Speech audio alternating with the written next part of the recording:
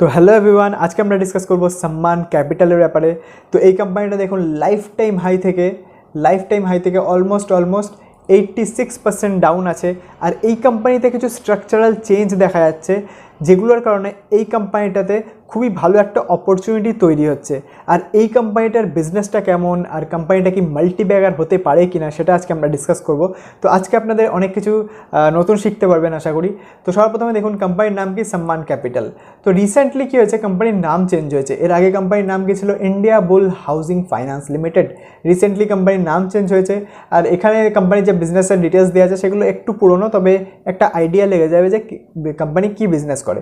তো সবার প্রথমে কোম্পানির হোম লোনের বিজনেস আছে। তো হোম লোন হচ্ছে একটা খুবই সিকিওর লোন, যেখানে আপনি যদি লোন পে না করেন তো সেক্ষেত্রে আপনার বাড়ি বেচে ব্যাংক তার টাকা রিকভার করে নেবে, রাইট। তারপরে কোম্পানি আর কি করে, ল্যাপ মানে লোন এগেনস্ট প্রপার্টি। এখানে শুধু বাড়ি না, অন্যান্য যে সমস্ত প্রপার্টি আছে সেটার এগেনস্টেও কোম্পানি লোন দেয়, রাইট। অ্যান্ড আফটার দ্যাট এখানে দেখতে পারবেন কোম্পানির কো লেন্ডিংয়ের বিজনেস আছে with central bank of India, yes bank and Indian overseas bank of Baroda, Ratnakar bank, Punjab and Sindh bank.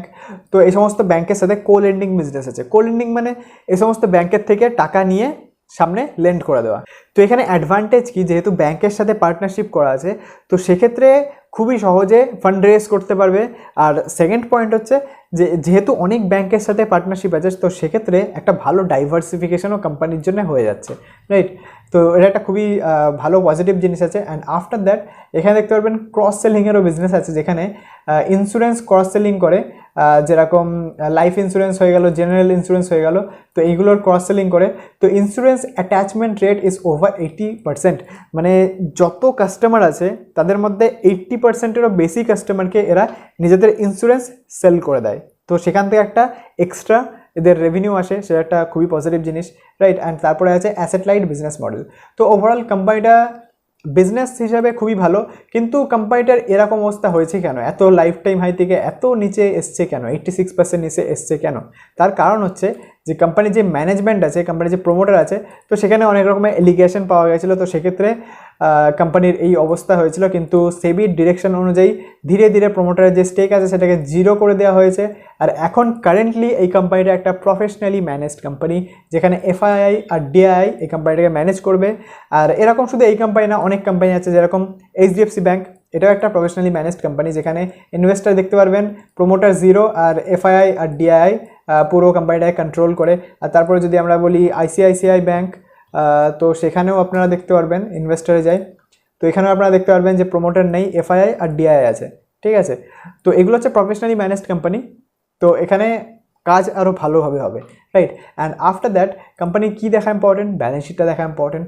তো এখানে ব্যালেন্স শিটে দেখতে পারবেন যে কোম্পানির যত সব অ্যালিগেশন বগেরা লেগেছিল, তো 2018 পর্যন্ত কোম্পানি হাইয়েস্ট এবার নিজের বরোয়িং নিয়ে চলে এসেছিল। তো 2019-এর পর থেকে ধীরে ধীরে কোম্পানিতে চেঞ্জেস স্টার্ট হয়, রিস্ট্রাকচার স্টার্ট হয়। তো সেই জন্য কোম্পানি বরোয়িং ধীরে ধীরে রিডিউস করা হয়। যখনই একটা কোম্পানিকে, স্পেশালি ফাইন্যান্স কোম্পানিকে রিস্ট্রাকচার করা হয় না, তো সবার প্রথমে তার ব্যালেন্স শিটকে ক্লিন করার জন্য তার বরোয়িংসটাকে রিডিউস করতে হয় অনেক সময়। তো এটা একটা খুবই ইম্পর্টেন্ট জিনিস, যেটা এখানে ক্লিয়ারলি করা হয়েছে। তো এখানে যেহেতু বরোয়িংস কোম্পানি রিডিউস হয়েছে, তো সেক্ষেত্রে কী হবে, কোম্পানির রেভিনিউ ইনক্রিজ হবে। তো এখানে দেখতে পাবেন 2019-এর পর থেকে কোম্পানির রেভিনিউ কন্টিনিউয়াসলি রিডিউস হয়েছে। আর রেভিনিউ রিডিউস হলে কী হবে, কোম্পানির নেট প্রফিটও রিডিউস হবে, রাইট।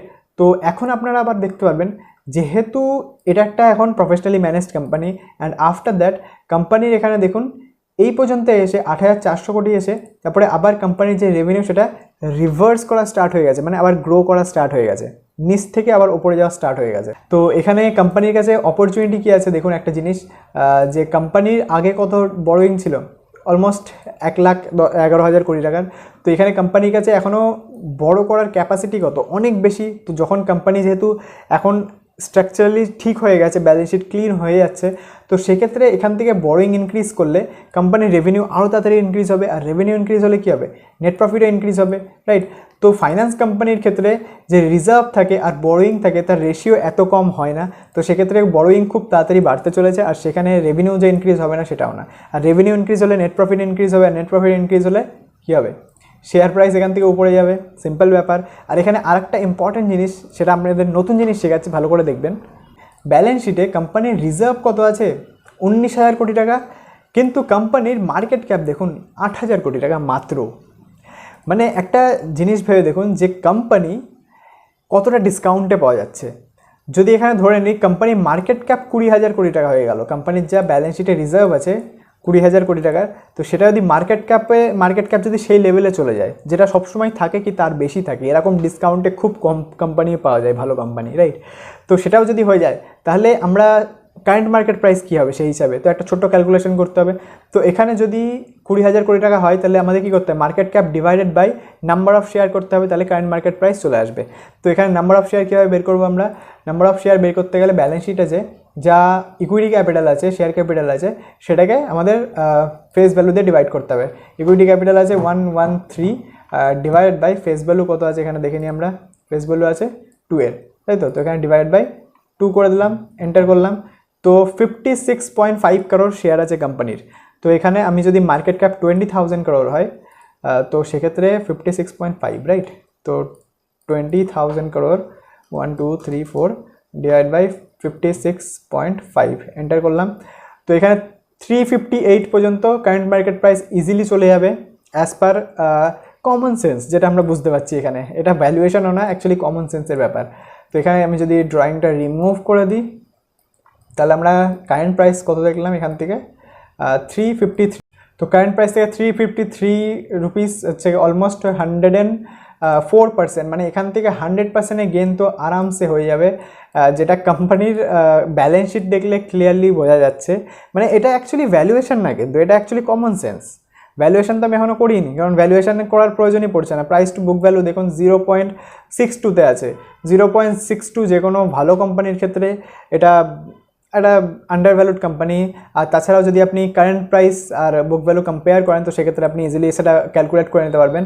কোম্পানির বুক ভ্যালু কত 268 আর কারেন্ট প্রাইস কত 171। তো আমি যদি এখান থেকে 268 পর্যন্ত মেজার করি, 268 পর্যন্ত গেলেও কোম্পানি 56% যাচ্ছে, যেখানে একটা ভালো রেসিস্টেন্স আছে।